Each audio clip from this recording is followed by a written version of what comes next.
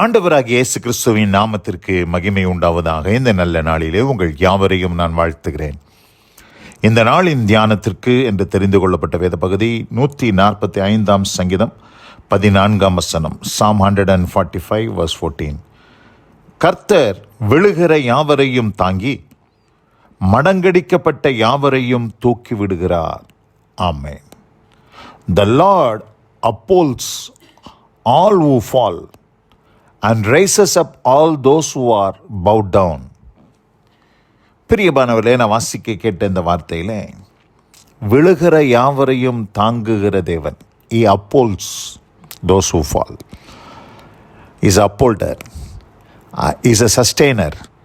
நம்மை தாங்குகிறவர், கீழே விழாமல் பாதுகாக்கிறவர். ஒருவேளை இந்த செய்தியை கேட்டுக்கொண்டிருக்கிற அன்பான சகோதரனே, சகோதரியே, உங்கள் வாழ்க்கையில் நீங்கள் கீழே விழக்கூடிய ஒரு தருணத்திற்குள்ளாக நீங்கள் தள்ளப்பட்டிருக்கலாம். அது உங்களுடைய ஆவிக்குரிய ஜீவியமாக இருக்கலாம், இல்லைனா உங்களுடைய குடும்ப வாழ்க்கையாக இருக்கலாம், உங்களுடைய பிஸ்னஸாக இருக்கலாம், உங்களுடைய ஃபைனான்ஷியல் ஸ்டேட்டஸாக இருக்கலாம். ஏதோ ஒன்றில் நீங்கள் கீழே விழுந்து போகக்கூடிய நிலையில் இருக்கிறீங்க.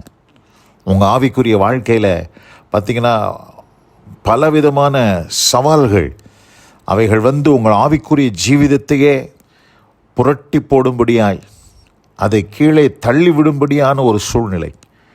ஆனால் ஆண்டவர் என்ன செய்கிறாருன்னா, இஸ் அ அப்போல்டர், சஸ்டெய்னர், தாங்குகிற தேவன். விழுகிறவர்களை அவர் தாங்குகிற தேவனாக இருக்கிறார். பிரியமானவர்களே, இந்த அருமையான இந்த நல்ல நாளிலே யாரெல்லாம் இந்த சூழ்நிலைக்குள்ளாக அவர்கள் கடந்து வந்தார்களோ அவர்களையெல்லாம் அவர் தாங்குகிற தேவனாக அவர் இருக்கிறார். இன்னொரு டிரான்ஸ்லேஷன், இங்கிலீஷ் டிரான்ஸ்லேஷனில் நான் வாசிக்கிறேன். God gives a hand to those down on their luck, gives a fresh start to those ready to quit.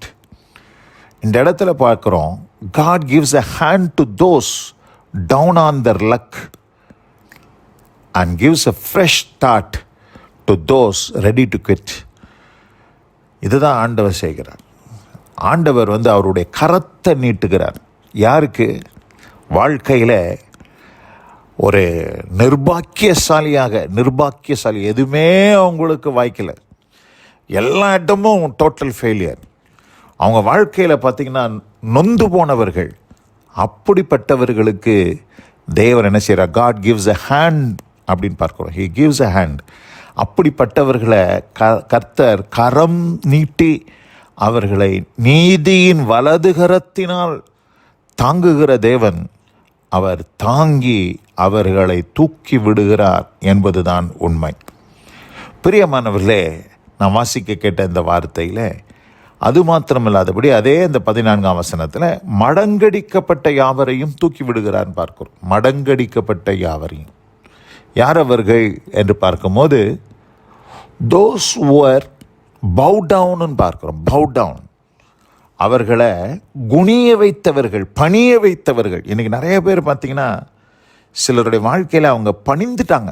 அப்படியே அவங்களுடைய வாழ்க்கையில் அவங்க they are bound down. அவங்க முற்றிலுமாக அவர்கள் தங்களை தாழ்த்தி தரை மட்டும் அவர்கள் குனிந்து வாழக்கூடிய ஒரு சூழலிலே அவர்கள் தள்ளப்பட்டிருக்கிறார்கள். அவர்கள் மேல் பாரமான சுமை சுமத்தப்பட்டிருக்கிறது. அந்த பாரமான சுமையை தாங்கக்கூடாமல் அவர்கள் பணிந்து வாழ்ந்து கொண்டிருக்கிறத நம்ம பார்க்கிறோம். தலை நிமிர முடியலை, பணிந்து கிடக்கிறாங்க, குனிந்து கிடக்கிறாங்க. ஒரு கூனன், ஒரு ஹன்ச்பேக், ஒரு மனுஷன் எப்படி இருப்பானோ அதுபோல் இன்றைக்கி நிறைய பேருடைய வாழ்க்கையில் அவர்கள் கூனி குறுகி அவர்கள் வாழ்ந்து கொண்டிருக்கிறார்.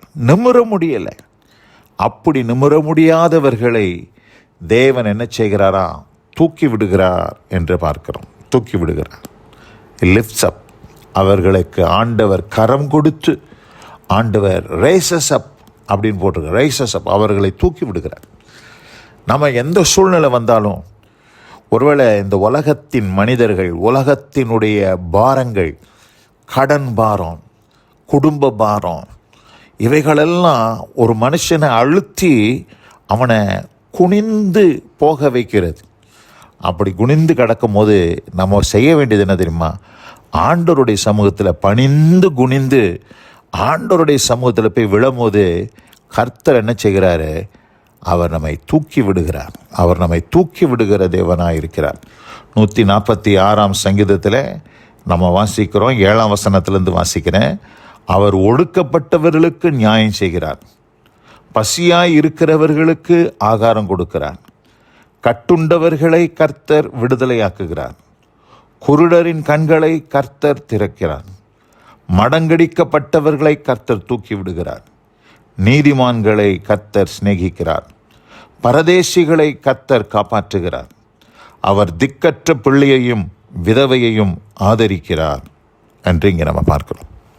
பிரியமானவர்களே, இந்த இடத்துல பார்க்கும்போது ஒரு பெரிய பட்டியல் ஆண்டவர் செய்கிற நன்மைகள், ஆண்டவர் இந்த பூமியில் அவர் செய்கிற மனுக்குலத்துக்கு அவர் செய்கிற உதவிகள் எத்தனை பெரிது என்பதை நாம் பார்க்கிறோம். தர்மையான இந்த நல்ல நாளில் கூட இந்த வசனம் கேட்டவங்க ஒவ்வொருவருக்கும் அப்படிப்பட்ட அனுபவத்தை தந்து விழுகிற யாவரையும் தாங்கி அப்போல்டர் சஸ்டெய்னர் உங்களை தூக்கி சுமந்து மடங்கடிக்கப்பட்ட யாவரையும் அவர் தூக்கி விடுகிறார். தர்மையானது நல்ல நாளில் அப்படிப்பட்ட அனுபவத்தோடு இருக்கிற உங்களுக்கு ஆண்டவர் இந்த வசனத்தின்படி உங்கள் வாழ்க்கையில் மறுவாழ்வு கொடுத்து மறுபடியும் ஒரு புது சந்தர்ப்பத்தை ஆண்டவர் உண்டாக்கி ஒரு ஃப்ரெஷ் ஸ்டார்ட், அதுதான் பார்க்குறோம். gives a fresh start to those who are ready to quit.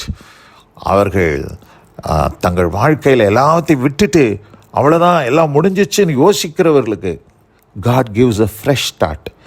அதனால் பிரியமானவர்களே, நீங்கள் சோர்ந்து போக வேண்டாம். கர்த்தர் உங்கள் வாழ்க்கையில் பெரிய காரியங்களை செய்து உங்களை ஆசீர்வதிப்பாராக. வசனம் கேட்டவங்க ஒவ்வொருவரையும் கர்த்தர் தாமே ஆசீர்வதி. God bless you all. ஆமென், ஆமென். நாம் ஜெபிப்போம். எங்கள் அதிகமாய் நேசிக்கிற எங்கள் அன்பின் பரலோக பிதாவே, நாங்கள் தியானிக்க கேட்ட இந்த வார்த்தையின்படி கர்த்தர் விழுகிற யாவரையும் தாங்கி மடங்கடிக்கப்பட்ட யாவரையும் தூக்கி விடுகிறார் என்ற வார்த்தையின்படி இந்த நாளிலே வசனம் கேட்ட பிள்ளைகளின் வாழ்க்கையில் நீர் அவர்களை தூக்கி விடும்படியாய் தாங்கும்படியாய் ஆண்டவரே அவர்கள் கீழே விழுந்து விடாதபடி அவர்களை பாதுகாக்கும்படியாய் உம்முடைய சமூகத்தை நோக்கி மன்றாடுகிறோம்.